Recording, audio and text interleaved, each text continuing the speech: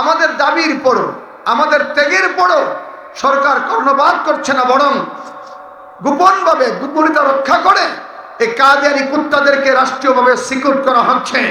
তার অর্থ হচ্ছে সরকার চায় না কাদিয়ানিদেরকে রাষ্ট্রীয়ভাবে মুসলিম ঘোষণা করা হোক।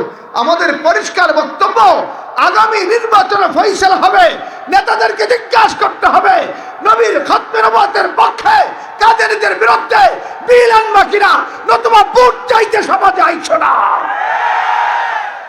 নবীর খতমে নবুয়তের পক্ষে থাকলে মুসলমানের ভোট পাইবা, নতুবা তোমাদের সাথে মুসলমানের কোনো সম্পর্ক। তাহাজ্জুদ পড়নেওয়ালা সরকার দিয়া কি করবো যদি সরকার নবীর দুশমনদেরকে কাফির ঘোষণা করতে না পারে? ভাই কথা বলেন না, ঠিক না? আফসোস আর দুঃখের বিষয়, বাংলাদেশের সমস্ত করাপশনের সঙ্গে, সব করাপশনের সাথে প্রত্যক্ষ পরোক্ষভাবে মদতদাতা হচ্ছে এই কাদিয়ানি শয়তানেরা। রাষ্ট্রীয়ভাবে যতদিন এই বাংলাদেশের বুকে তাদেরকে অমুসলিম ঘোষণা করা হবে না, ততদিন এই করাপশনগুলো চলতেই থাকবে। উলামায়ে কেরামের উপর বিপদের যত প্রেক্ষিত বাংলাদেশে কায়েম হয়েছে, এর পেছনে মেকিং করেছে কাদিয়ানি শয়তানরা। শাহবাগের এই নাস্তিকদেরকে আমদানি করেছিল এই কাদিয়ানি কুত্তারা। এগুলো অনেক লম্বা হিস্ট্রি। আমরা জেলে গিয়েছি, এখন আল্লামা মামুনুল হক জেলে আছেন। এর পেছনে যারা কলকাঠি নেড়েছে তারাও কাদিয়ানি শয়তানরা। আমরা আপনারা এখানে যারা আছেন, আজকে বাংলাদেশের একটা বিখ্যাত তাফসীর মাহফিল থেকে সরকারকে দাবি জানাবো, রাজি আছেন তো ইনশাল্লাহ? বলেন কাদিয়ানিরা রাষ্ট্রীয়ভাবে মুসলিম হোক, এটা আমরা চাই কিনা? আরো যেরকম চাই কিনা? প্রয়োজনে রক্ত দিতে রাজি আছেন? কারা কারা হাত উঠে আল্লাহকে দেখান। মুহতারাম হাজিরিন, বিগত 5 দিন আলোচনা শুনেছেন, সামনেও আলোচনা শুনবেন। বিশেষ করে এই তাফসীরের আকর্ষণের মূল কেন্দ্রবিন্দু হচ্ছে খতিবে আজম, মুনাজিরে জামান, তরজুমানে আহলে সুন্নাহ ওয়াল জামাত আল্লামা নূরুল ইসলাম অলিপুরি দামাত বরকাতুল আলিয়া। আল্লাহ হযরতের হায়াতে বরকত দান করুন। জাতি, দেশ এবং মুসলিম উম্মার কল্যাণে আল্লাহ হযরতের হায়াতকে আমাদের মাথার উপর আরো দীর্ঘায়িত করুন। মুহতারাম হাজিরিন, আমাকে আলোচ্য সূচি দেওয়া হয়েছে দাওয়াত ও তাবলীগের গুরুত্ব ও ফজিলত সম্পর্কে। আল্লাহ তাআলা যুগে যুগে যত নবী এবং রাসূল প্রেরণ করেছেন, দাওয়াতের গুণ সমস্ত নবীকে আল্লাহ পাক দান করেছেন। এই দাওয়াতের এই সিফাতটা, দাওয়াতের এই গুণটা, এটা কেবলমাত্র আমাদের নবী আসার আগে এটা শুধুমাত্র নবীদের সিফাত ছিল। আমরা জানি এবং মানি পৃথিবীর বুকে আল্লাহ তাআলা যত নবী এবং রাসূল প্রেরণ করেছেন, তন্মধ্যে শ্রেষ্ঠ এবং শেষ নবী হচ্ছে আমাদের নবী মুহাম্মদুর। বলেন শ্রেষ্ঠ এবং শেষ নবী, বলেন শ্রেষ্ঠ এবং, সবাই একসাথে কন, শ্রেষ্ঠ এবং পৃথিবীর প্রেরণের দৃষ্টিভঙ্গি থেকে শেষ, মর্যাদার দিক থেকে শ্রেষ্ঠ নবী হচ্ছেন আমাদের নবী মুহাম্মদুর রাসূলুল্লাহ সাল্লাল্লাহু আলাইহি ওয়াসাল্লাম। আমাদের নবীকে আল্লাহ তাআলা যত গুণে গুণান্বিত করেছেন, তন্মধ্যে শ্রেষ্ঠ দুটি গুণের একটি, তিনি শ্রেষ্ঠ নবী, 2 নম্বর হচ্ছে তিনি শেষ নবী। আওয়াজ করে বলেন, আমাদের নবী সমান 2টা বড় গুণের প্রথম নম্বর গুণ তিনি, জোরে কান, আরো জোরে কান, 2 নম্বর হচ্ছে তিনি শেষ নবী। আমাদের নবীর আবির্ভাবের আগ পর্যন্ত পৃথিবীর বুকে দাওয়াতের গুণে গুণান্বিত ছিল শুধুমাত্র নবীরা।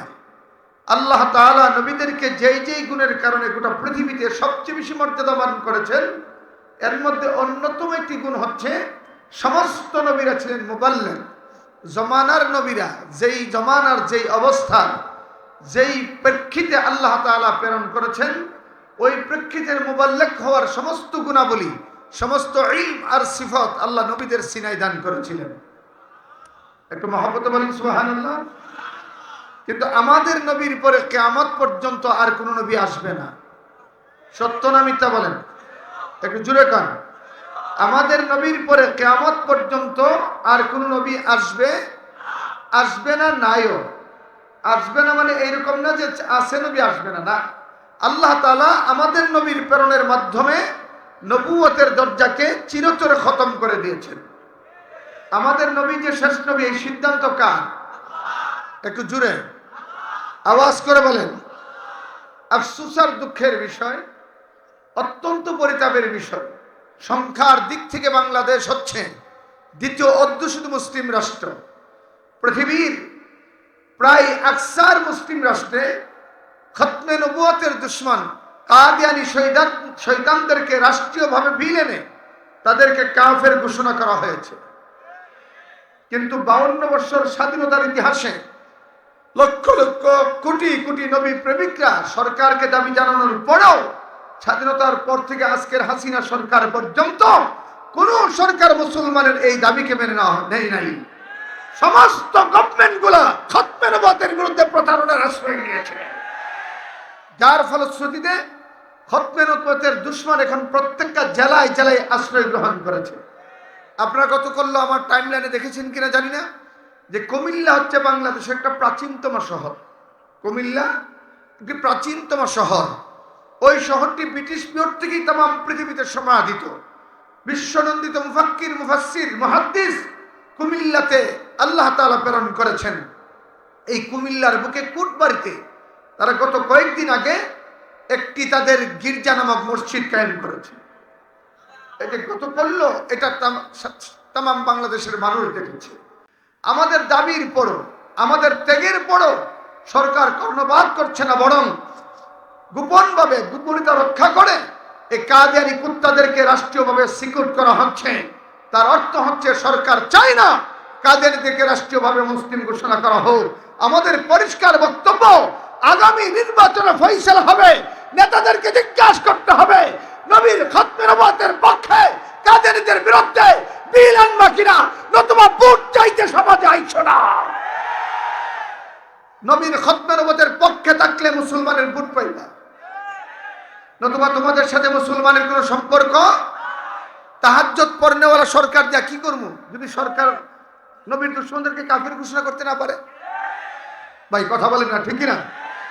আফসোস আর দুঃখের বিষয়, বাংলাদেশের সমস্ত করাপশনের সঙ্গে, সব করাপশনের সাথে প্রত্যক্ষ পরোক্ষভাবে মদতদাতা হচ্ছে এই কাদিয়ানি শয়তানেরা। রাষ্ট্রীয়ভাবে যতদিন এই বাংলাদেশের বুকে তাদেরকে অমুসলিম ঘোষণা করা হবে না, ততদিন এই করাপশনগুলো চলতেই থাকবে।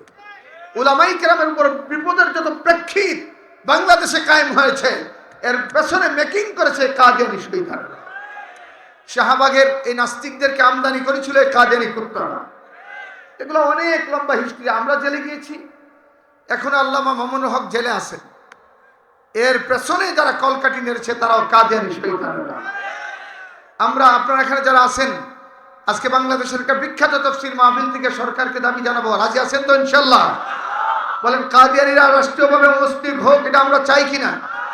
আর যেরকম চাই কিনা? প্রয়োজনে রক্ত দিতে রাজি আছেন? কারা কারা হাত উঠে আল্লাহকে দেখান। আল্লাহ তাআলা আমাদেরকে তৌফিক দান করুন। বলেন আমাদের নবীর পরে আর নবী, এই সিদ্ধান্ত কার? জুড়ে আওয়াজ করে বলেন। কিন্তু নবীর উপরে প্রেরিত আনিত দিন ধর্ম চলবে কিয়ামত পর্যন্ত। বলেন আমার নবীর দিন কিয়ামত পর্যন্ত চলবে কি চলবে না? আঘাত আসবে, প্রতিঘাত আসবে, হামলা হবে, মামলা হবে, দায়ী ইলাল্লাহদের উপরে বিভিন্ন ইলজাম আসবে, তারপর আপন গতিতে দিন চলবে। আল্লাহর দিনকে আটকানোর ক্ষমতা পৃথিবীর কাহারও। মুহতারাম হাজিরিন, নবী নাই, নবীদের এই দায়িত্ব জিম্মাদারি আল্লাহ কাদেরকে দান করছেন? আল্লাহ তাআলা নবীদের এই সিফাত আর গুণাবলী আল্লাহ তাআলা উম্মতে মুসলিমার উপর দান করেছেন। সুবহানাল্লাহ বলবেন না? দেখেন, পৃথিবীর দৃষ্টিভঙ্গি থেকে সমস্ত নবীর উম্মতের চাইতে উম্মতের মুহাম্মদের মর্যাদা আল্লাহর কাছে বেশি। বলেন সমস্ত নবীর উম্মতের চাইতে কোন নবীর উম্মতের দাম বেশি? মুহাম্মদুর রাসূলুল্লাহর উম্মতের দাম বেশি। আল্লাহ বলেন কুনতুম খায়রা উম্মাতিন, তোমাদেরকে খাইর উম্মত বলা হয়েছে, তোমাদেরকে উত্তম উম্মত বানানো হয়েছে। আমাদের প্যারা নবীর উম্মত হচ্ছে পৃথিবীর শ্রেষ্ঠ উম্মত। শ্রেষ্ঠ দাবি করলে হয় না, শ্রেষ্ঠের গুণ থাকা লাগে। বলেন শ্রেষ্ঠ দাবি করলে হয় না, গুণ থাকা লাগে।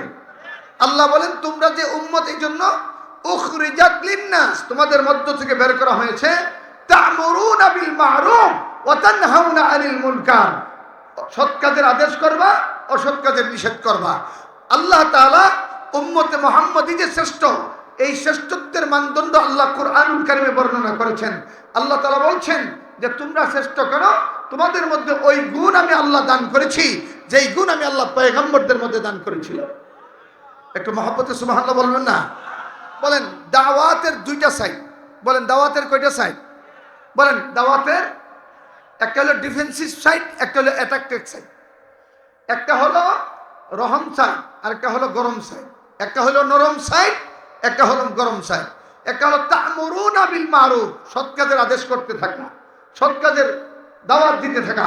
আর দুই নম্বর হলো ওয়া তানহাউনা আনিল মুনকার, মুমিনের সামনে দাওয়াত ও তাবলীগের একজন দাঈ আল্লাহর সামনে আল্লাহর দ্বীনের খেলাফ কোনো কাজ হবে হাত দিয়ে প্রতিহত করবে।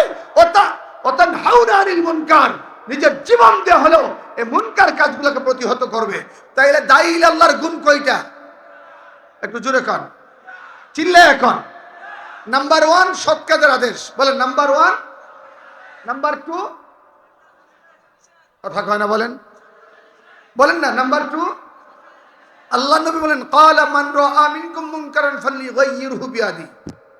আফসোস আজকে দাওয়াত ও তাবলীগ প্যারা নবীর সিস্টেম, আল্লামা ইলিয়াস রহমাতুল্লাহ আলাইহি দেওবন্দের সূর্য সন্তান যে নিজাম আর তরতিবের মাধ্যমে এই দাওয়াত ও তাবলীগের কাজকে আঞ্জাম দিয়েছিলেন, 100 বছর পর্যন্ত এই দাওয়াত ও তাবলীগের কাজ সুনিপুণভাবে নিখুঁতভাবে গোটা পৃথিবীতে পরিচালিত হয়ে আসছিল। কিন্তু টার্গেটে পরিণত হয়েছে দাওয়াত ও তাবলীগ বিজাতিদের। খরিদ করলো তারই আওলাদ, নাম হচ্ছে ডিক্টেটর আমির, যার নাম মিস্টার মাওলানা সাদ। কথা কোন ঠিক কিনা? একটু জোরে কোন ঠিক কিনা?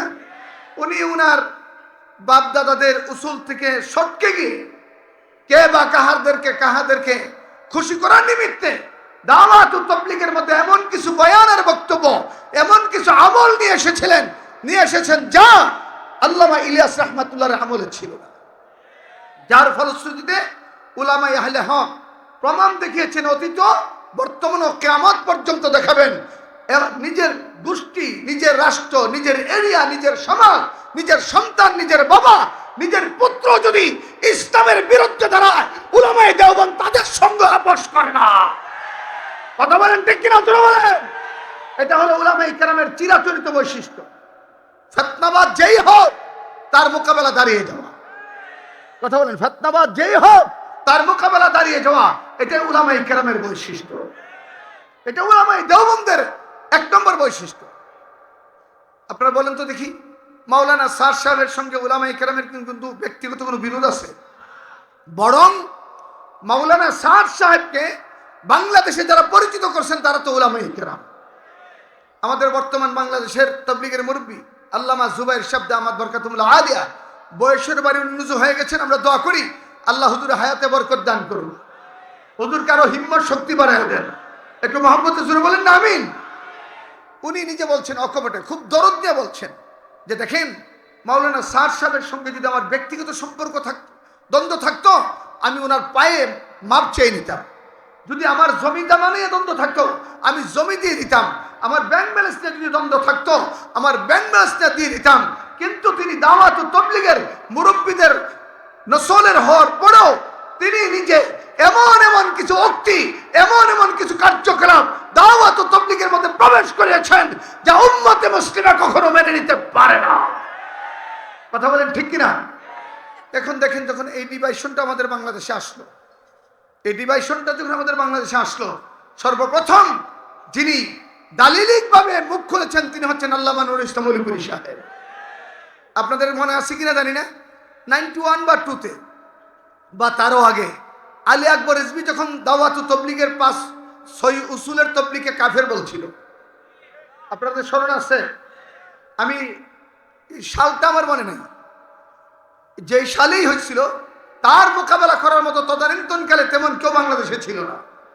সে তারা বাংলাদেশের প্রান্তে প্রান্তে ঘুরে ঘুরে 6 উসুলের তাবলীগকে কাফের বলে প্রকাশ্যে ঘোষণা করতে লাগলো। এই আশফালনের বিরুদ্ধে যিনি রণহুঙ্কার দিয়া বহসের মাধ্যমে তার এই অস্তিত্বকে মাটির সাথে মিশিয়ে দাওয়াত ও তাবলীগকে হক হিসাবে পাক-পরকে উপমহাদেশে জাহের করেছেন তিনি হচ্ছেন আল্লামা অলিপুরি। আর এখন এই বিয়াদবির গোষ্ঠীকে অলিপুরি কি জান কথা কয় না, বলেন না কয় কি কয় না জোরে কান বলেন না, কয় কি কয় না জোরে কান বলেন, বলে কি বলে না? আল্লাহ চাইছেন এই বিয়াদবগুলা মূল স্রোত থেকে দূর হয়ে যাক। কথা বোঝেন নাই? বলেন স্যার সাহেবের সঙ্গে উলামায়ে কেরামের কোনো ব্যক্তিগত বিরোধ আছে? আরে ভাই কথা বলেন না কেন? এটা তো স্পষ্ট জুবাই সাহেব বলে দিয়েছেন। উনি মুসা আলাইহিস সালামের ভুল ধরেন, উনি ইব্রাহিম পয়গম্বরের ভুল ধরেন, উনি অমুকের ভুল ধরেন, উনি তমুকের ভুল ধরেন। এই ভুল ধরা দরিত তাবলীগের উসুল না, এই আখলাক তো ছিল আবুল আলা মওদুদি। কথা বলেন ঠিক কিনা? তাবলীগের এই মিম্বারটা ছিল ফাজায়েল আলোচনা করা। তাবলীগের একটা গুরুত্বপূর্ণ উসুল বলবো, কথা বলেন না কেন? আমি কুষ্টিয়া গিয়ে দেখি আহলে হাদিসেরাও তাবলীগ করতেছে, কুষ্টিয়া গিয়ে দেখছি। আমি জিজ্ঞাসা করলাম হাউ পসিবল, সম্ভব কেমন? আমি সে আমাকে বললো দেখেন ইলিয়াস রহমাতুল্লাহ আলাইহির প্রত্যেকটা কাজ ছিল এলহামি। তিনি বলেছেন যে ফাজায়েল আলোচনা হবে আর মাসায়েল যার যার আলেম থেকে শিক্ষা গ্রহণ করবে। ফাজায়েল আলোচনা করবে সবাই আর মাসায়েল শিখবে যার যার আলেম থেকে। আমরা হানাফিরা যারা হানাফি উলামায়ে ইকরাম থেকে মাসালা জিজ্ঞাসা করলে কোনো আর ফতনা হয় না। ইমাম শাফি রহমাতুল্লাহর অনুসারী যারা, তারা শাফি রহমাতুল্লাহের মতদর্শ ওই মাযহাবের অনুসারী আলেমদের কাছ থেকে মাসালা জিজ্ঞাসা করলে কোনো সমস্যা নাই। এইভাবে ইলিয়াস রহমাতুল্লাহ আলাইহি গোটা পৃথিবীর বুকে বৈধ পাসপোর্ট গোটা পৃথিবীর যত রাষ্ট্রে চলে তত রাষ্ট্রে তার এই তাবলীগকে আল্লাহ পাক গোটা পৃথিবীতে ছড়ায় দিয়েছেন। এর মধ্যে কাউকে কটাক্ষ করার সমালোচনা বিধান তাবলীগে ছিল না। সর্বপ্রথম এই নিজাম কায়েম করছেন মাওলানা স্যার সাহেব। কথা বলেন ঠিক কিনা? উনি এই মাদ্রাসা পরে টাকা নেওয়াকে ব্যবসার উপার্জনের চাইতে খারাপ বলছে। এগুলো সত্য না মিথ্যা বলেন? এরা যখন বলছে এটা কাল্পনিকতা, আমি আর একটা তাত্ত্বিক ডকুমেন্টস আপনাদেরকে দিই। মনে করেন যে তামাম দুনিয়ার আলেমরা স্যার সাহেবের বিরুদ্ধে মিথ্যা ইলজাম দিছে, মনে করেন 1 মিনিটের জন্য ধরলাম। তো দেওবন্দ যখন ওনাকে সুকোস করলো, আচ্ছা আপনারা বলেন তো দেখি, দেওবন্দ মাদ্রাসা মেকিং দা ইলিয়াস রহমাতুল্লাহ আলাইহি, এই মাদ্রাসাই তো ইলিয়াস রহমাতুল্লাহ আলাইহি পয়দা করছে। কথা বলেন না কেন? আজকের আমি যদি গোটা দুনিয়া বলি, আজকের গোটা পৃথিবী যদি বলি যে হকের ধারক আর বাহক হচ্ছে উলামায়ে দেওবন্দ। কথা বলেন ঠিক কিনা? আওয়াজ করে বলেন। এই নমুনা মেসাল দেওয়ার সময় আমার হাতে নাই। উলামায়ে দেওবন্দ যখন তাকে সুকোস করছিল, দিল্লি থেকে দেওবন্দ যাইতে বাবা লাগে কতক্ষণ?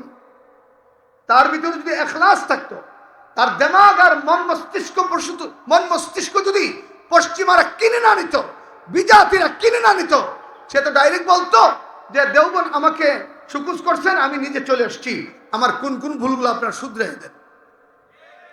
এটা না করে কি করে জানেন?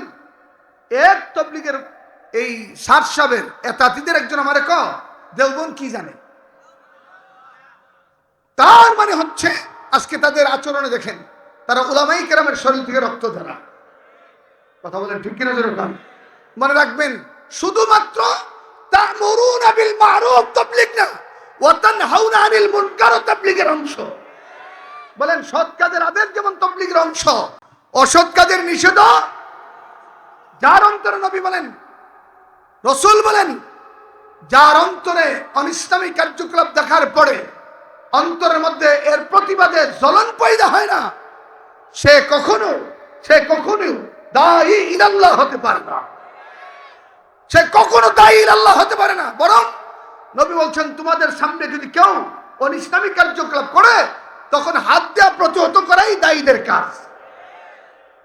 ফাইল্লাম ইয়াস্তাতি ফাবিলিসানি, যদি হাত দ্বারা প্রতিহত করার সুযোগ না থাকে জবানে বলো।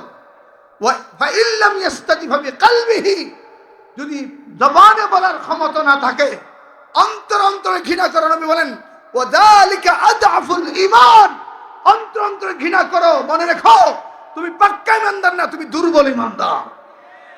বলেন তাবলীগের পাঠ কয়টা? জোরে কোন কয়টা? এক হইল সৎ কাজের দিকে ডাকা, বলেন এক হইল। 2 নম্বর কি বলেন না বাবা? এক হইল সৎ কাজের আদেশ করা, আর 1 নম্বর হইল এই দুইটার সমন্বয় হচ্ছে দাওয়াত। সুবহানাল্লাহ জোরে বলবেন না? এই দুইটার সমন্বয় কি? এটা প্রত্যেকটা উম্মতে মুসলিমার আমলে থাকতে হবে। সৎ কাজের জন্য আদেশ দিবে, আদেশ করতে গিয়ে খাকি তবিয়তের হবে। আবার অসৎ কাজ যখন সামনে আসবে তখন হলো হুঙ্কার দিয়া অসৎ কাজের মূল শিকড় উপড়ানোর জন্য ময়দানে ঝাঁপিয়ে পড়তে হবে। এটা হচ্ছে দাওয়াত তাবলীগের উসুল। মুহতারাম হাজিরিন, নবীরা এই দাওয়াতের জন্য বহু চড়াই উতরাই পেরিয়েছেন।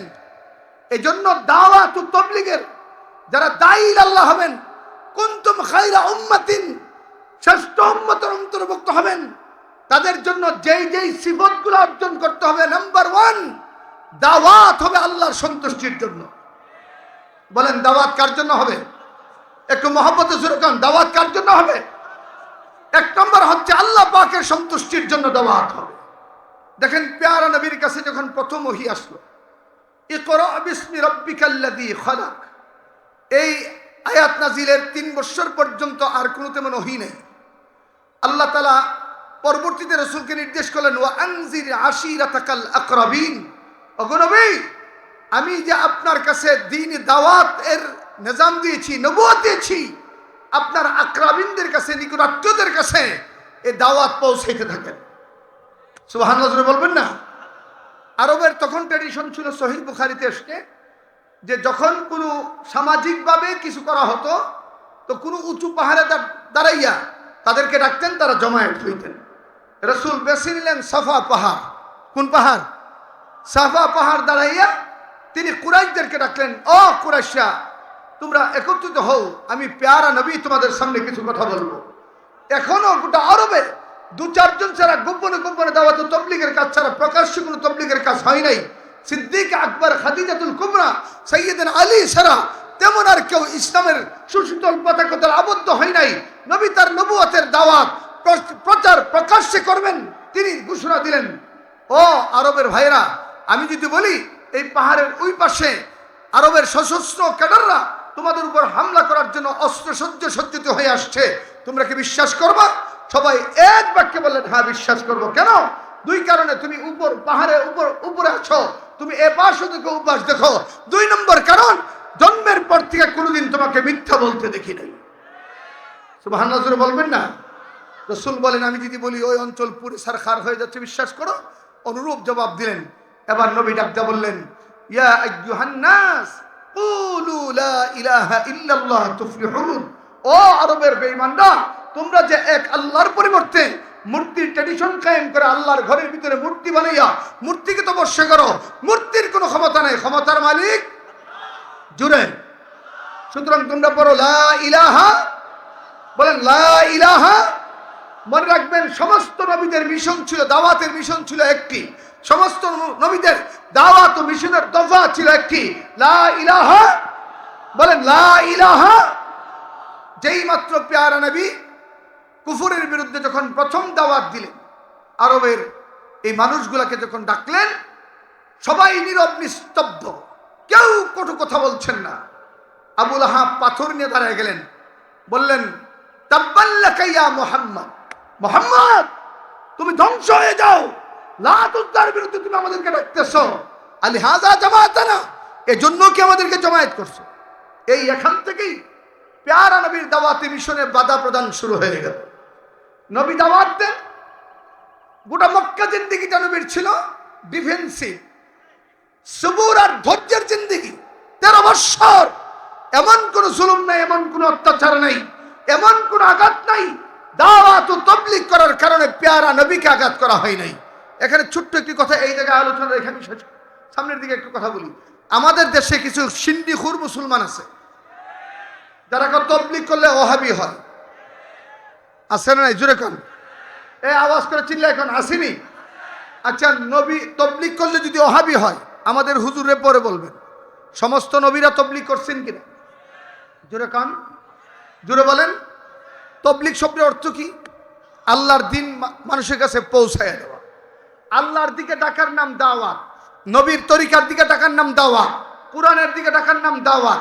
বলেন দাওয়াত মানে নেদা, দাওয়াত মানে কি? বলেন দাওয়াত মানে কি?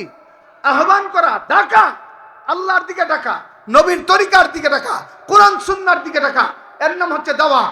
আর বিধিবিধান পৌঁছায় দেওয়ার নাম হচ্ছে তাবলীগ। এবার আপনাদেরকে আমি জিজ্ঞাসা করি, আদম থেকে আমাদের নবী পর্যন্ত সমস্ত নবীরা আল্লাহর দিকে মানুষকে ডেকেছেন কি ডাকেন নাই? একটু জোরে কন, আরো জোরে কন। এবার কোন নবীদের কাছে আল্লাহ যে বিধান দিয়েছেন এই বিধান তারা পৌঁছাইছেন কিনা? তাহলে ডাকার নাম দাওয়াত। বলেন ডাকার নাম, জোরে কোন ডাকার নাম, পৌঁছায় দেওয়ার নাম তাবলীগ। বলেন ডাকার নাম কি? সবাই শিখেন ডাকার নাম কি, পৌঁছায় দেওয়ার নাম কি? এবার আপনাদেরকে আমি জিজ্ঞাসা করি, আদম নবী তার সন্তানদেরকে আল্লাহর পথে ডাকছেন কিনা? আল্লাহর বিধান পৌঁছাইছেন কিনা? হযরত নূহ নবী তার কওমের মধ্যে আল্লাহর পক্ষে মানুষদেরকে ডাকছেন কিনা? আল্লাহর বিধান পৌঁছাইছেন কিনা? ইব্রাহিম, ইসমাইল, ইসহাক, ইয়াকুব, ইউসুফ, দাউদ, সুলাইমান, ইয়াহইয়া, জাকারিয়া, হারুন, মূসা, হযরত ঈসা, সমস্ত পয়গম্বররা হাত্তাকে মুহাম্মদুর রাসূলুল্লাহ পর্যন্ত আল্লাহর পথে মানুষকে ডাকছেন কিনা? আল্লাহর বিধান মানুষের কাছে পৌঁছাইছেন কিনা? তাহলে নবীরা ডাকার কারণে দাওয়াত দিবেন, পৌঁছানোর কারণে তাবলীগ করছেন।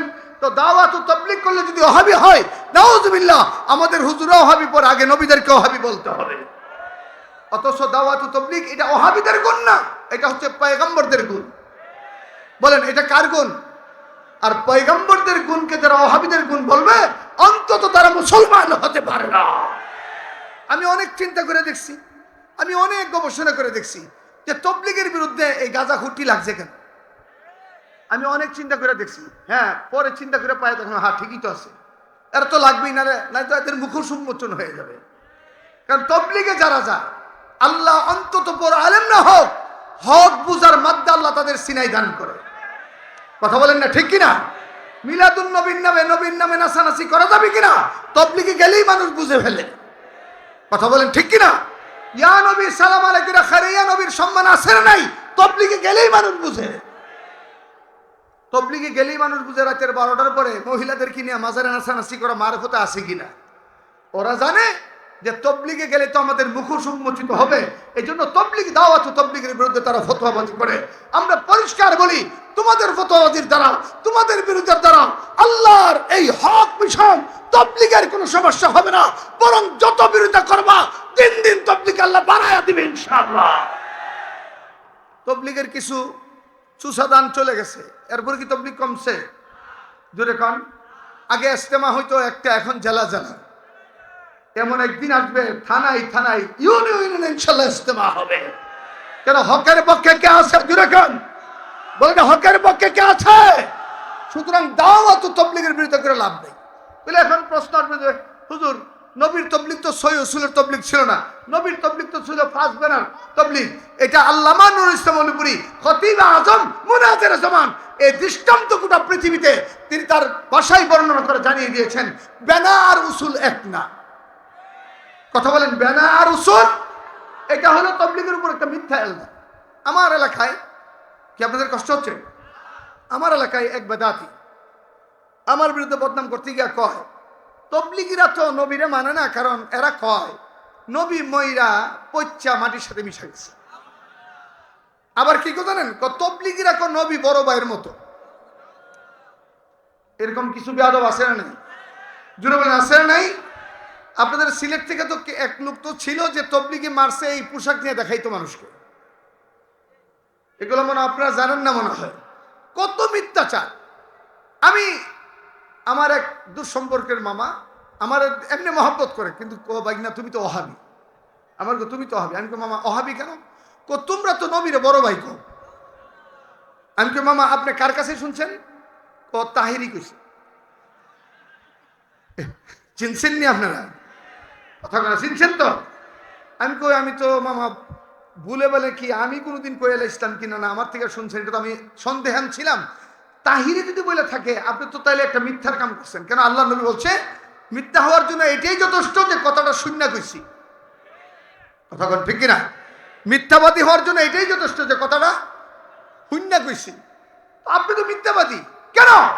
আপনি 3 দিন তাবলীগে গেছেন কনা, কোনোদিন সবগুজারি করছেন না, কোনোদিন তাবলীগীদের বয়ান শুনছেন কনা, তো কাহারও তো মানে শুনলেন না। একজন কইলো বললো যে চিলে কান নিয়ে গেছে, চিলের পেছনে দৌড়াচ্ছেন, কানে হাত দেন নাই। আপনার মতো বোকা তো কেউ নাই। আমি টাকা বাইর করে 1000 টাকা দিয়ে বললাম যান 3 দিন সময় লাগাই আসছেন, আপনার ফ্যামিলি আমি পালবো। আল্লাহর মেহরবানিতে দাওয়াত গ্রহণ করছে, এখন সে ব্রাহ্মণবাড়িয়ার জেলার উল্লেখযোগ্য একজন মুবাল্লিগ এবং অতীত জীবনের জন্য কানুদের আল্লাহর কাছে কান্দে আর মাফসা। এইরকম মিথ্যা মিথ্যা ইলজাম দিয়া তাবলীগকে মুসলমানের সিনা থেকে দূর করানোর যে চক্রান্ত শুরু হচ্ছে, পরিষ্কার বক্তব্য, হকের বিরুদ্ধে চক্রান্ত করে হকের আলোকে নিভানো যায় না। ইউরিদুনা লিইউতফিউ নূরাল্লাহি বিআফওয়াহিহিম ওয়াল্লাহু মুতিম্মু নূরিহি ওয়ালাউ কারিহাল কাফিরুন। মুখের ফুৎকারে পৃথিবীর কোন বেঈমান ইসলামের আলোকে নিভাতে পারবে না। কেন? ইসলামকে হেফাজতের মালিক কে? বলেন হকের পক্ষে কে আছে? জোরে কোন হকের পক্ষে কে আছে? বলেন ইসলাম চলছে, চলবে। বলেন ইসলাম, দাওয়াত ও তাবলীগ চলছে, চলবে। কোন বাতিলের বাচ্চা এই গতিকে আটকাতে পারবে না। কেন? এর রশিকার হাতে। কথা কয় না? বলেন না, রশিকার হাতে। এদের তো ভুলবান ঠিক নাই। দেখেন আমাদের এখানে মনে এসেছিল মাওলানা উসামা আলী হাসান উসামা আসলে, তারপরে মুফতি রাজাউল করিম আবরার, এই দুইটা যুবক বেদাতি পাড়ার ঘুম হারাম করে দিয়েছে। আর আল্লামা অলিপুরি সাহেবের হুজুর নাম হলে তাদের উজু নষ্ট হয়েছে। কথা কোন ঠিক কিনা? আমাদের এই নাম বলবো না আমি, নারায়ণগঞ্জের একজন হুজুর আছে, পাগড়ি টাগড়ি পরে, আবা কাবা পড়ে, অলিপুরি সাহেব হুজুর নাম বিক্রি করে ডাইলপুরি। তার দাবি হলো অনেকবার বহস করছে, অলিপুরি সাহেব আসে নাই। খবর নিয়ে দেখলাম হুজুরকে আমি নিজেই জিজ্ঞেস করছি, কয়রা তো আমি চিনি না। ফাইজদামির তো একটা সীমা থাকা দরকার। এগুলো কেন? অলিপুরি সাহেব হুজুরকে টার্গেট কেন জানেন? অলিপুরি সাহেব হুজুরের বিরুদ্ধে কথা বললেই ফেমাস হওয়া যায়। কথা বুঝেন নেই স্যার? আর উনার নাম শুনলে উজু তো ছুটবে, এটা তো স্বাভাবিক। উমরের নাম শুনলে তো শয়তান রাস্তাতে আসতে পারে না, এটা তো আগের খবরেই। এই বর্তমান জমানার মুনাজির জামান হিসেবে আল্লাহ অলিপুরি সাহেব দামাত বরকতুল আলিয়াকে ময়দানে রেখেছেন। উনি যতদিন থাকবে কোন বাতিল তাদের অস্তিত্ব নিয়ে মাথা উঁচু করে দাঁড়াতে পারবে না। কেন? তিনি আমাদের গর্বের দল। সাদা সিধা আমার আব্বাজান রহমতুল্লাহ আলাইহি বলতেন, তুমি পারলে অলিপুরি সাহেবকে দিয়ে মাহফিল করে আমার। আমি বললাম আব্বা কেন? অনেক বড় বড় বক্তা আছে, উনি সাবলীল ভঙ্গিতে যেভাবে কথা বলেন, আমি মুফতি শফি রহমতুল্লাহ আলাইহিকে এইভাবে কথা বলতে দেখছি। বড় বড় বুজুর্গরা এইভাবেই তো কথা বলতেন। কোনো রস নাই, গস নাই, সুর নাই, কিছুই নাই, কিন্তু মানুষ মৌচাকের মতো তার কথা শুনে। কেন? এই জবান তো আল্লাহ কবুল করেছে। কথা বলেন ঠিক কিনা? জোরে কান বলেন। দাওয়াত ও তাবলীগের গতি নিয়ন্ত্রণ কার হাতে? জোরে কান কার হাতে? তাবলীগের গতি চলছে, চলবে। কেউ আক্রান্ত করতে পারে নাই, পারবেও। কেন? হকের পক্ষে কে আছেন? একটু মহব্বতে জোরে কান কে আছেন? মুহতারাম হাজিরিন, ভালো করে শুনেন। প্যারা নবী তার জীবনের সূচনা লগ্নে যখন দাওয়াত ও তাবলীগের মেহনত করতে লাগলেন, মক্কার বেঈমানেরা একদিক দিয়ে জুলুম চালায়, নির্যাতন চালায়, যেন নবুয়তের নূর বন্ধ হয়ে যায়। আমার নবী রাস্তায় চলে রাস্তার মধ্যে কাটা বিছায়া দিতেন। আমার নবী কোন এলাকায় গেলে নবীর গায়ে পাথর মারতেন। আমার নবী সিজদায় পড়লে বেঈমানের দল সদল বলে নবীর মাথার উপরে উটের পচা নারী বলে উঠাইয়া দিতেন, যাতে করে প্যারা নবীর নবুয়তের নূর तमाम পৃথিবী থেকে বিলুপ্ত হয়ে যায়। আল্লাহ ডাকতে বলে, হাবিবি কিবরিয়া, আপনি আপনার দাওয়াত মিশন চালাইতে থাকেন, আপনি আপনার কলমার মিশনের দাওয়াত চালাইতে থাকেন। বাধা আসবে, হামলা আসবে, জ্বর আসবে, ঝড়টা আসবে, কোনো বাধা আপনাকে আটকাতে পারবে না। কেন? আপনার 24 ঘন্টার পাহারাদার হচ্ছি স্বয়ং আমি আল্লাহ। মুহতারাম হাজিরিন, ভালো করে শুনেন। কুরআনুল কারীমে আল্লাহ তাআলা সমস্ত নবীর উম্মতের চাইতে উম্মতে মুহাম্মাদির মর্যাদার আলোচনা সবচেয়ে উপরে তুলে ধরেছেন। কুনতুম খায়রা উম্মাতিন বলছেন সহিহ বুখারীতে আবু হুরায়রা রাদিয়াল্লাহু তাআলা থেকে হাদিস। আল্লাহর নবী ডাকতে বলেন, ও সাহাবীরা শুনো, কিয়ামতের ময়দানে সমস্ত নবীর উম্মতের মধ্যে, সমস্ত নবীর উম্মতের ভিড়ে আমার উম্মতরা কেবলমাত্র তাদের আমলের মাধ্যমে 4 ভাগের 1 ভাগ জান্নাতি হইবে। বলেন সুবহানাল্লাহ। যত জান্নাতি আছে সব নবীর উম্মত থেকে আমার উম্মত একা শুধু আমলের দ্বারা 4 ভাগের 1 ভাগ জান্নাতি হবে। রাসূল সাহাবায়ে কেরাম তাকবীর দিলেন, সুবহানাল্লাহ বলেন না। রাসূল বলেন আমি চাই আমার উম্মত 3 ভাগের 1 ভাগ হবে। রাসূল সাহাবায়ে ইকরাম তাকবীর দিলেন। রাসূল বলেন আমি চাই আমার উম্মত অর্ধেক হবে। সুবহানাল্লাহ জোরে বলবেন না? তার অর্থ হচ্ছে সমস্ত নবীর উম্মতের যত পরিমাণ জান্নাতি, একা উম্মতে মুহাম্মাদি তত পরিমাণ হবে। কেন? উম্মতে মুহাম্মাদের যে গুণ, উম্মতে মুহাম্মাদের যে বৈশিষ্ট্য, উম্মতের মুহাম্মাদের যে মর্যাদা, এই মর্যাদা আল্লাহ পৃথিবীর আর কোন পয়গম্বরের উম্মতকে দান করেন নাই। নবীরা আল্লাহর পথে ডাকতেন, উম্মতে মুহাম্মাদি আল্লাহর পথে ডাকবেন। নবীরা আল্লাহর কথা পৌঁছায় দিতেন, উম্মতে মুহাম্মাদি আল্লাহর কাছে কথাগুলো পৌঁছায় দিবেন। তবে উম্মতে মুহাম্মাদি যারা এই দাওয়াত ও তাবলীগের কাজ করবে, তাদের সমান 9টা গুণ থাকতে হবে। একটু ভালো করে শুনেন, সময় কম, আমি একটা একটা করে বলি, আপনারা একটু মহব্বতে আমার কথাগুলো শুনেন। প্রথম নম্বর, দাওয়াত ও তাবলীগ যারা করবে, দাঈ ইলাল্লাহ যারা হবে, তাদের ইখলাস থাকতে হবে। দাওয়াত হবে কার জন্য? বলেন, আল্লাহর তাওহীদের দিকে দাওয়াত। 2, নবী পাকের রিসালাতের দিকে দাওয়াত। 3, মানুষের কটু কথা, কটু ব্যবহার, যত কটু কথা, কটু ব্যবহার করুক, এগুলো সহ্য করার ক্ষমতা থাকতে হবে। 4, মুহাম্মদুর রাসূলুল্লাহর খাতমে নবুয়তের পক্ষে দাওয়াত দিতে হবে। একটু জোরে সুবহানাল্লাহ বলবেন না? বলেন। এরপর যেহেতু নবীর পরে আর নবী আসবে না, তাই সত্য প্রচারের দায়িত্ব এই উম্মতের। এই কথাটাকে মনে করতে হবে যে নবীর পরে আর নবী আসবে না। বলেন, আমরা দাওয়াত ও তাবলীগ কেন করব? আমাদের নবীর পরে আর নবী নাই। বলেন না, আমাদের নবীর পরে আর। 6 নম্বর, সৎ কাজের আদেশ, অসৎ কাজের নিষেধ দেওয়া এই উম্মতের দায়িত্ব। ভালো করে খেয়াল করেন। 7 নম্বর, সর্বদা সৎ কাজ প্রতিহত করার, অসৎ কাজ প্রতিহত করার পরিকল্পনা থাকতে হবে। এইভাবে 8 নম্বর 9 নম্বর, এইভাবে এই গুণগুলা যা বলবে, যা দাওয়াত দিবে, এই পরিমাণে ইলম থাকতে হবে। বুঝেন নাই? 8 নম্বর, যেই কথাগুলো বলবে, যেই বিষয়ের উপর দাওয়াত দিবে, এই পরিমাণ ইলম তার থাকতে হবে। তাইলে দাওয়াত ও তাবলীগের আরেকটা গুণ হচ্ছে ইলম থাকা লাগবে। বলেন ঠিক কি না? 10 নম্বর, যা বলবে তা নিজের মধ্যে আমল আনতে হবে। কারণ আল্লাহ বলেন, ইয়া আইয়ুহাল্লাযীনা আমানু লিমা তাকুলুনা মা লা তাফআলুন কাবুরা মাকতান ইনদাল্লাহি আন তাকুলু মা লা তাফআলুন। দেখুন, এখানে 9 নম্বর যে সিফতটা, সেটা হচ্ছে যেই বিষয়ের উপর আপনি দাওয়াত দিবেন, এই বিষয়ের উপর আপনার জ্ঞান থাকতে হবে। এই জ্ঞান জাগতিক জ্ঞান না, এই জ্ঞান হচ্ছে আল্লাহ প্রদত্ত জ্ঞান। আর আল্লাহ প্রদত্ত জ্ঞানের নাম হচ্ছে ইলম। তার অর্থ হচ্ছে দাওয়াত ও তাবলীগের প্রধান দায়ী হচ্ছে উলামায়ে কেরাম। উলামায়ে কেরাম ছাড়া দাওয়াত চলতে পারে না। যারা বলবে উলামায়ে কেরাম দাওয়াত বোঝে না, তারা বন্ড শয়তান ছাড়া আর কিছুই না। বলেন, দাওয়াতের জন্য ইলম লাগবে কি লাগবে না? রাসূল বলেন, বাল্লিগু আন্নী ওয়ালাউ আয়া, আমার একটা নিদর্শন থাকলে এটা পৌঁছাও। তাহলে আপনি কতটুকু পৌঁছাবেন? যতটুকু আপনার ভিতরে আছে। কথা বলেন ঠিক কিনা? বলেন, আপনি কতটুকু পৌঁছাইবেন? কথা বলেন না কেন? আমি ছাত্র জীবনে মেখলপুরি সময় দাওয়াতে বৃহস্পতিবার চলে যেতাম। তো আমার এক দোস্ত ছিল আপনাদের সিলেটের, তো উনি যারে ধরতেন তারে তশকিল করেই ছাড়তেন, এমন একটা সিফত দিত। একজন ভাই আমি তো সর্দার, তো ভাই কইতো আপনার সর্দারি শিখানোর জন্য তাবলীগ করেন। একজনকে আমি জানি না, জানার জন্য তাবলীগ করেন। একজনকে আমি তো সব জানি, সব জানানোর জন্য তাবলীগ করেন। মানে তাবলীগ ছাড়া বাঁচার কোনো পথ নেই। এই উম্মতের মূল সিফত তাবলীগ করবে। বলেন, এই উম্মতের মূল সিফত কি?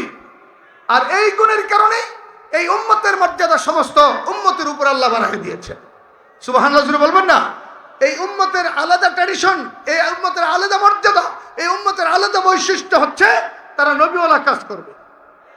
বলেন, নবীওয়ালা কাজ করতে ইলম লাগে না? বলেন, নবীওয়ালা কাজ করতে ইলম লাগে না? দেখেন, ইনজিল ছাড়া যেমন ডাব্বা চলতে পারে না, আলেম ছাড়াও তাবলীগ চলতে পারে না। চললেও এটা গুমরাহি হবে। নারে তাকবীর! দ্বীন ইসলাম, শানে কুরআন, উলামায়ে কেরাম, উলামায়ে দেওবন্দ, তাবলীগের দ্বীন জিন্দাবাদ। বলেন, তাবলীগের মূল রাহবার হচ্ছে উলামায়ে কেরাম। কেন? এই কাজটা নবীদের। এবার আপনাদেরকে জিজ্ঞাই, নবীদের ওয়ারিস কি পাবলিক না উলামা? জোরে কোন, নবীদের ওয়ারিস কি পাবলিক না উলামা? এই কথা তো আমাদের নবী বলছেন, আল উলামা ওয়ারাসাতুল। বলেন, বাবার উত্তরাধিকারী সূত্রে যিনি মালিক হন, তিনি পুত্র হন না বাহিরের কেউ হন। ওয়ারিসের মালিক তো তিনি, যিনি নসল মুক্ত এই অধিকারী। তাহলে নবী বলেন আমাদের এই সম্পত্তির কোনো ওয়ারিশ নেই, যেহেতু নবীরা মারা যাওয়ার পরে তাদের সম্পত্তি চলে যায় রাষ্ট্রীয় কোষাগারে, কিন্তু নবীদের একটা ওয়ারিস মিরাস আছে, সেটার নাম হচ্ছে ইলম। বলেন সেটার নাম কি? বলেন সেটার নাম কি? আর ইলম এর অনুপাতে ওয়ারিসের নাম হচ্ছে উলামা। বলেন ইলমের অনুপাতে ওয়ারিসের নাম কি? এটা কি আমাদের কথা না নবীর কথা?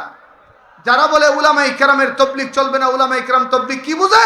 বুঝবেন এই জমানার সবচেয়ে বড় ফাতনান হচ্ছে তারা, এই জমানার সবচেয়ে বড় কাজ্জাব হচ্ছে তারা। কেন? আপনাদেরকে জিগাই, ইলিয়াস রহমাতুল্লাহ আলাইহি আলেম ছিলেন না? বলেন জাকারিয়া রহমাতুল্লাহ আলাইহি আলেম ছিলেন না? বলেন না, কথা বলেন না কেন? হযরত জি ইউসুফ সাহেব রহমাতুল্লাহ আলাইহি আলেম ছিলেন না? আলী হাসান নদভী রহমাতুল্লাহ আলাইহি আলেম ছিলেন না? বাংলাদেশের মুরব্বী আল্লামা আলী আকবর সাহেব রহমাতুল্লাহ আলাইহি আলেম ছিলেন না? তো তাবলীগের এই মানদণ্ড গোটা পৃথিবীতে যারা সমাধিত করছেন তারা হচ্ছেন আলেম। এক হুজুর খুব সুন্দর কথা বলতেছিলেন যে ভাই মসজিদের মিম্বরটা ছিল আলেমদের, তোমরা তাবলীগ করো, দাওয়াতের কাজ করো, এর জন্য মহব্বত করে তোমাদেরকে মিম্বরে বসাইছে, এখন চক্রান্ত করে তোমরা মিম্বর দখল করতে এসছো। মনে রাখো উলামায়ে কেরামের কথা মানবা, মাঝে মাঝে মিম্বরে বসার সুযোগ পাইবা, কিন্তু উলামায়ে কেরামের মিম্বর দখল করতে আসবা, পিঠের চামড়া থাকবে না। কথা বলেন ঠিক কিনা? দরকার যার কাজ তারই সাথে। তাবলীগ উলামায়ে কেরামের কাজ। বলেন তাবলীগ কার কাজ? কেন আল্লাহ নবী বলেন আল উলামা ওয়ারাসাতুল আম্বিয়া। বলেন এতক্ষণ কথা বুঝে থাকলে বলেন তাবলীগ কি পাবলিকের কাজ না নবীদের কাজ? জোরে কোন। আর নবীদের ওয়ারিস কে? বলেন না, নবীদের ওয়ারিস কে? তাহলে আলেম যেখানে তাবলীগ সেখানে। বলেন আলেম যেখানে, সবাই বলেন আলেম যেখানে, আলেম থাকবে না তো তাবলীগ থাকবে না, ভণ্ডামি চলবে। এই জন্য আমরা সবাই আলেমদের সাথে থাকতে রাজি আছি তো ইনশাআল্লাহ? সবাই রাজি আছি তো ইনশাআল্লাহ? আল্লাহ তাআলা উলামা বান্ধব তাবলীগ করে আমাদেরকে তৌফিক দান করুন। সুবহান রাব্বিকা রাব্বিল ইজ্জাতি আম্মা ইয়াসিফুন ওয়া সালামুন আলাল মুরসালিন ওয়ালহামদুলিল্লাহি রাব্বিল আলামিন।